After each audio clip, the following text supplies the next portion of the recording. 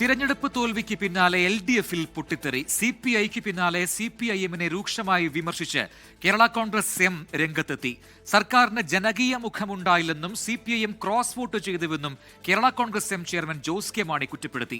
Party steering committee യോഗത്തിന് ശേഷമായിരുന്നു Jose K മാണിയുടെ ഈ പ്രതികരണം.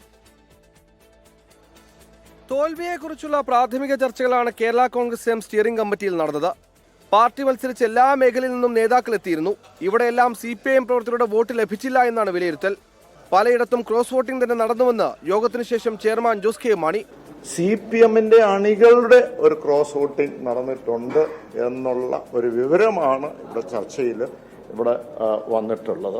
പാർട്ടി അണികൾ ക്രോസ് വോട്ട് ചെയ്തിട്ടുണ്ട് എന്നുള്ളത് തെളിയാണെങ്കിൽ അത് വളരെ ഗൗരവത്തിൽ തന്നെ കാണേണ്ടതാണ്. എന്തുകൊണ്ടാണ് അതെന്താന്നുള്ളത് CPM തന്നെ വിലയിരുത്തേണ്ടതാണ്.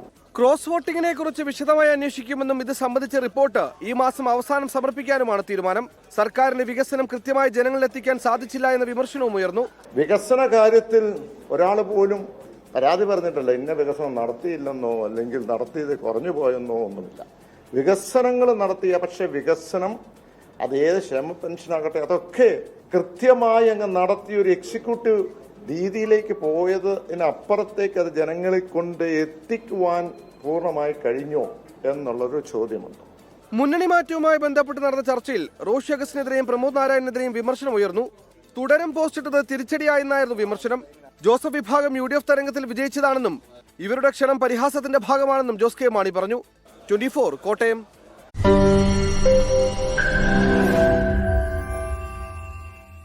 ലോകത്തെവിടെയായാലും ഏത് സമയത്തും 24 വാർത്തകളും ഓഗ്മെന്റഡ് റിയാലിറ്റി പാക്കേജുകളും എക്സ്പ്ലെയിനറുകളും വിശദമായി കാണാൻ ഞങ്ങളുടെ YouTube ചാനൽ നിങ്ങൾക്ക് സബ്സ്ക്രൈബ് ചെയ്യാം.